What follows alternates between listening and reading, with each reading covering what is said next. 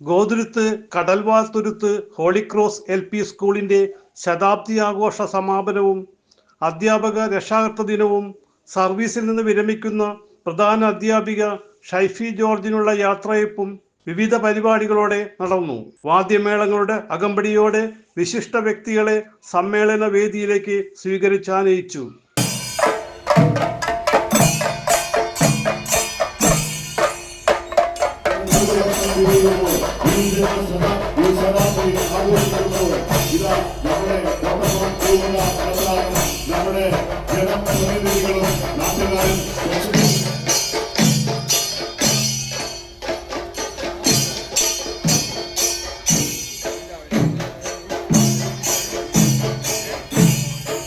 കോട്ടപ്പുറം രൂപതാ മെത്രാൻ doctor Ambrose പുത്തൻവീട്ടിൽ ചടങ്ങുകൾ ഉദ്ഘാടനം ചെയ്തു. ഈ മക്കൾ എല്ലാവരും തന്നെ ഈ രീതിയിൽ ചെറുതും വലുതുമായ ഒരുപാട് കാര്യങ്ങൾ ഈ വിദ്യാലയത്തിലൂടെ പഠിക്കുന്നുണ്ട് എന്നത് വളരെ അഭിമാനത്തോടെ ഞാൻ ഓർക്കുന്നു. നമ്മുടെ മക്കൾ ഒരുപാട് കഴിവുകളുള്ളവരാണ്. ജോയിച്ച് പ്രത്യേകമായിട്ട് പറഞ്ഞു, മറ്റ് പല സ്കൂളുകളിലെ നോക്കുമ്പോൾ ഗോതുരുത്ത് പ്രദേശം തന്നെ വിദ്യാഭ്യാസപരമായി ഉയർന്നു നിൽക്കുന്നുണ്ടെങ്കിൽ അതിന് എല്ലാവരും ഒരുമിച്ചുള്ള ഒരു പ്രവർത്തനം നടക്കുന്നുണ്ട് എന്നുള്ളത് തന്നെയാണ്. School manager father Joy Thelakkat അധ്യക്ഷനായി.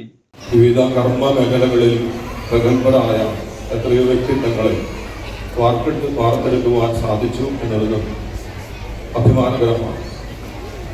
വിശുദ്ധ കുരിശിന്റെ സംരക്ഷണം ഈ സ്കൂളിനുണ്ടായിരുന്നു എന്നുള്ളത് വസ്തുതയാണ്. ഈ അവസരത്തിൽ സർവശക്തനായ ദൈവത്തിന് നന്ദി പറയുകയാണ്.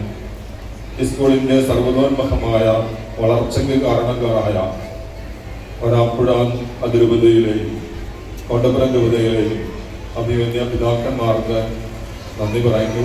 പുതിയതായി നിർമ്മിച്ച സ്കൂൾ കവാടത്തിന്റെ ഉദ്ഘാടനവും ബിഷപ്പ് പുത്തൻവീട്ടിൽ നിർവഹിച്ചു.